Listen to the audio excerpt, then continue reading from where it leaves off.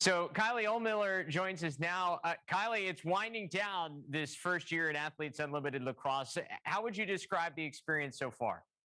Yeah, it's crazy coming into it. I think 5 weeks sounded like a really, really long time. And now that it's the last weekend of games coming up, it kind of feels like it flew by somehow.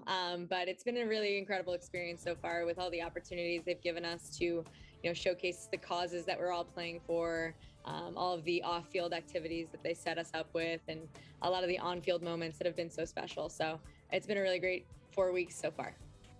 So you go into this last week of the regular season, and it's so different from anything that we are used to as fans, and obviously that you guys are used to as players. Meaning, like, there's not one team that's going to win a championship. It's going to be an individual that has the most points throughout this that's going to win something at the end. How do you look at this final week now because of that? Yeah, it is a little bit different, like you said. We're not quite used to that. So I think some of us were kind of expecting to see like a playoff schedule on the line, but we're kind of used to the point system by now and everything that goes into it. So I think ultimately you just kind of go into it the same way. And we're just excited to have, a new group each and every week and have those opportunities. Even today, our purple squad for this upcoming weekend, our first practice was this morning, and just looking around the huddle, it was cool to see like, oh, I've never played with you before. I've never played with you before, even though we've been here for 5 weeks. So again, just being able to go into it, play with new faces, create that chemistry within a couple of days, and then be able to go out with a bang, I think is pretty much what we keep our heads and our minds into. And, the points come and go as they may, and we'll see who comes out on top. So you're saying like the end of this point system, and that final game, if your team wins, you can end out on top. Like you're not going to go after that. I think our competitive fire is there no matter what. And I think that what we've recognized over the last couple of weeks is that if you can win all the quarters of each game and you can win the games, you're going to get the most points anyway. It doesn't matter if you have 19 caused turnovers or just a terrible individual game. The most points that you get are from winning. So keeping that kind of mentality in it is really going to be helpful, especially going into this last weekend, especially if we know that, on the purple squad, we have somebody who's up there and who could potentially take it all home. We're going to try and fight for that person to get up there. So you're obviously a captain again this week, and you pick another Stony Brook Seawolf and Allie Kennedy #1. I wonder through this experience, now that you don't have to draft again, you can give me some secrets. What's been your draft strategy? Like, how have you gone about this? I've done it a couple times now.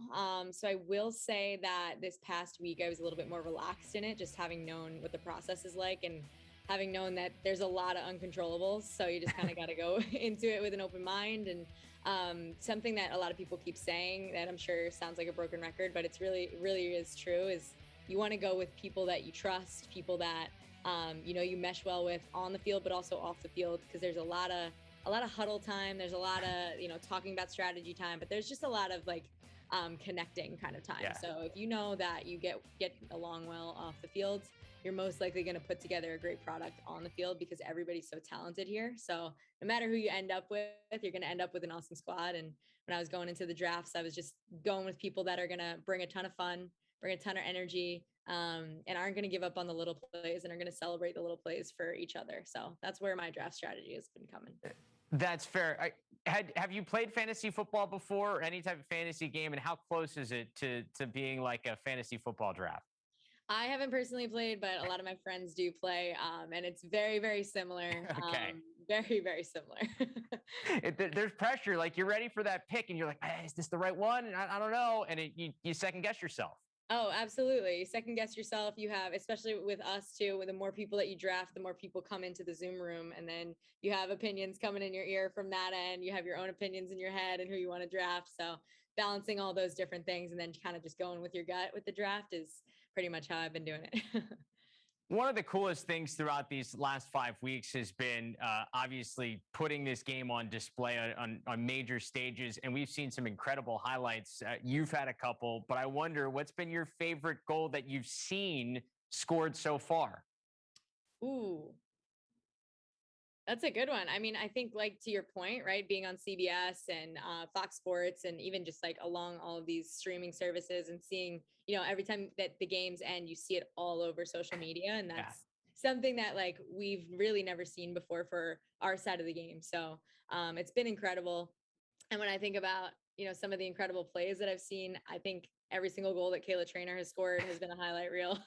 Yeah. You know, I think there are people just diving all over the floor, making plays happen. Marie McCool has been an alley dodge queen. So I don't know. It's been really, really incredible to watch, and people showcasing things left and right all day long. It's a really, really fun league. Yeah, I'll give you mine. Hallie Majorana's one last weekend, I think might have been my favorite. That was sick. That was a sick one. That's for Yeah. sure. Yeah, definitely. Well, Kylie, we appreciate the time. Good luck here in this final week, and then you get to pack up and finally go home after a fun 5-week stretch. So we appreciate the time and good luck. Thanks so much for having me. Pumped to get back to Long Island.